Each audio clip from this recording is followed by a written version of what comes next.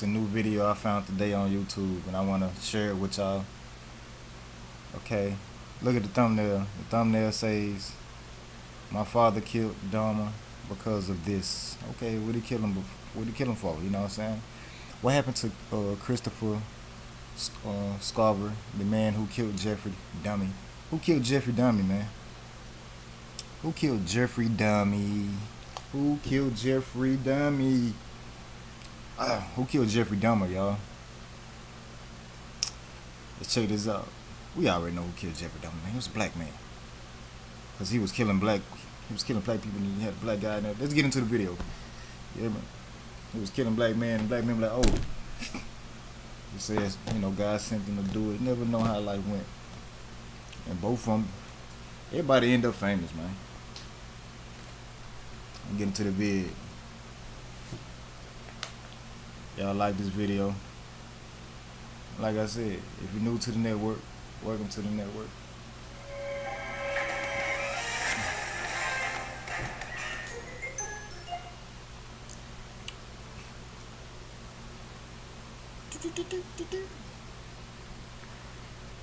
Hey, guys are getting some help this morning.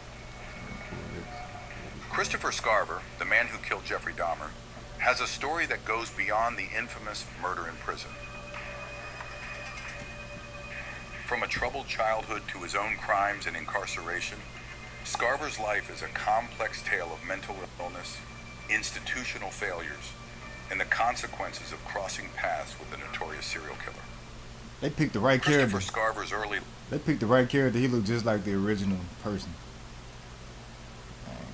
Hollywood is good, or Netflix is good. Whoever came with this movie, whatever, look just like that dude. Life was marked by hardship and difficulty. Hardship Growing up in Milwaukee, Wisconsin, Scarver faced numerous challenges that would shape his future in profound ways. From a young age, he struggled with alcohol abuse, a problem that would persist throughout his teenage years and beyond. Scarver's troubles with substance abuse were compounded by his decision to drop out of high school. This choice limited his opportunities and left him without the foundation of a complete education. That old video of him at school. Setback, Scarver discovered a passion for carpentry and decided to pursue it as a potential career path. He enrolled in a carpentry internship program, hoping to gain the skills and experience necessary to secure stable employment. Smart. Scarver's supervisor recognized his talent and promised him a permanent position upon completion of the internship. This glimmer of hope gave Scarver a sense of purpose and direction, and he threw himself into his work with enthusiasm and dedication. However, fate had other plans for Christopher Scarver. Despite his hard work and the promise of a bright future, his supervisor reneged on the job offer. Upon completing the internship, Scarver found himself unemployed and without prospects. This betrayal was a crushing blow to his already fragile mental state. The disappointment and frustration of having his dreams dashed sent Scarver spiraling back into the depths of alcohol abuse. He found himself not only jobless, but also grappling with the responsibilities of impending fatherhood, as his girlfriend was pregnant with their child. To make matters worse, Scarver's mother, fed up with his addiction, kicked him out of the house. Alone, unemployed, and battling his demons, Christopher Scarver's life had hit rock bottom.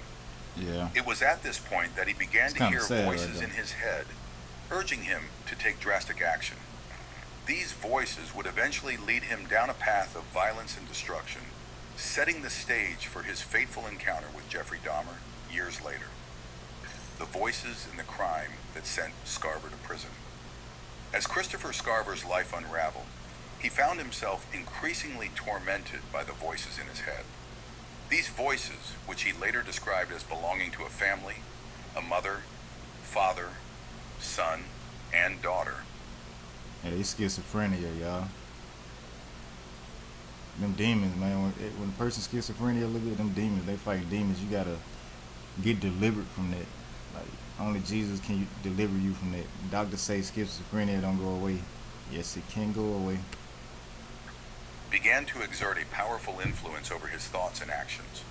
Scarver felt pressured by their constant presence, urging him to take revenge against those who had wronged him. Overwhelmed by his circumstances and driven by the voice's incessant demands, Scarver made a fateful decision in 1990. Armed with a gun, he broke into the office of the company where he had once interned, determined to settle the score for the betrayal he had suffered. Scarver's mind was consumed with thoughts of retribution, and he saw no other way to silence the voices that haunted him. Once inside the office, Scarver confronted an employee, pointing his gun and demanding the money from the company's safe. However, in a twist of fate, the terrified employee revealed that the safe contained a mere $15. Scarver, already in a volatile state, felt utterly humiliated by this revelation. In a fit of rage and desperation, he shot the employee and fled the scene. The voices in Scarver's head had led him to commit a heinous act, one that would forever change the course of his life. A few days after the shooting, Scarver was arrested while sitting on the porch of his girlfriend's building. The police officers... One thing about life full of disappointments. If something ain't working, get up, try something else. Everybody get disappointed. You think I'm finna kill somebody because I'm disappointed because I ain't get a job? Get out of here. Can't be serious. Who apprehended him later recounted that Scarver had expressed a desire to turn himself in, acknowledging the gravity of his actions. During his arrest, Scarver made a chilling confession. He admitted that he had planned to surrender to authorities because he knew he had done something terribly wrong. Look at that chin out, However, bro. he also expressed a belief that the voices in his head had compelled him to commit the murder. Scarver's statements painted a picture of a man grappling with severe mental illness, torn between his own sense of right and wrong and the overpowering influence of his auditory hallucinations. Despite his mental state, Scarver was adamant about one thing. He did not want to be sent to a psychiatric hospital. The voices, he claimed, had instructed him to go to prison instead. This revelation highlights the depths of Scarver's delusions and the extent to which his untreated mental illness had consumed his reality. Scarver's mental health issues and prison life. As Christopher Scarver began serving his prison sentence, Look just like the voices that dude, had haunted man. What him the for world? so long How did they continued find to plague somebody his that looked mind. just like him, bro? He described these voices as belonging to a family, a mother, father, son, and daughter, who constantly spoke to him, offering both comfort and commands. Scarver believed that these voices were not merely figments of his imagination, but real entities with a profound influence over his life. Interestingly, Scarver also developed a belief that the food served in prison was contributing to his hallucinations. He became Contributing to his convinced that certain hallucinations. ingredients, such as refined sugar and wheat bread, were exacerbating his psychotic episodes. This belief, Eating while the same not thing over and scientifically over again. substantiated, underscores the depth of Scarver's mental health struggles. Cold, eating the same thing over and over again. That's what I guess it mess with you a little bit, I guess. Anyway, y'all drop y'all city, let me know where y'all from. Y'all hit that like button. Y'all share it with y'all friends, you know. Yep. In his desperate attempt to make sense of his experiences. During his time behind bars, That's crazy. Scarver became aware of Jeffrey Dahmer's presence in the same prison. Like the rest of the world, Scarver had learned about Dahmer's heinous crimes through the media. However, being in close proximity to the notorious serial killer gave Scarver a unique perspective on the man behind the monster. Despite his own criminal history, Scarver found himself utterly repulsed by the brutality and depravity of Dahmer's actions.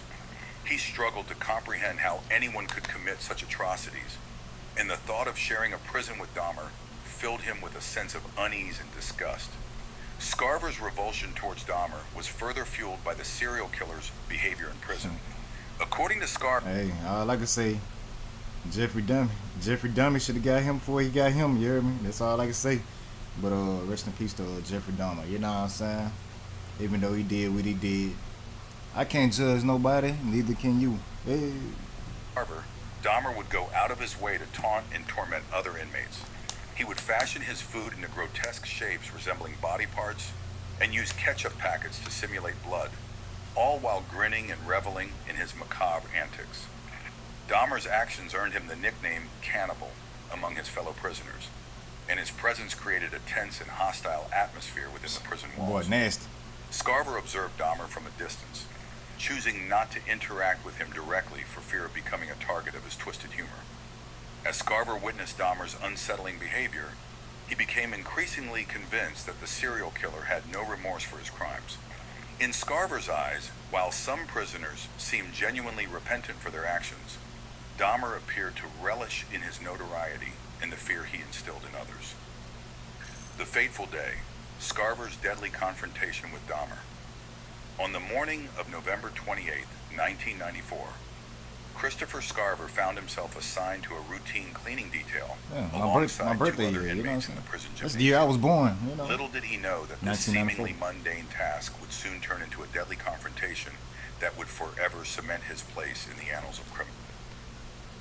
Alright, I'm going to end that video right there. If y'all want to finish that video, y'all go check it out on this channel right here. I'm about to show it to you. Top Discovery. Y'all see that?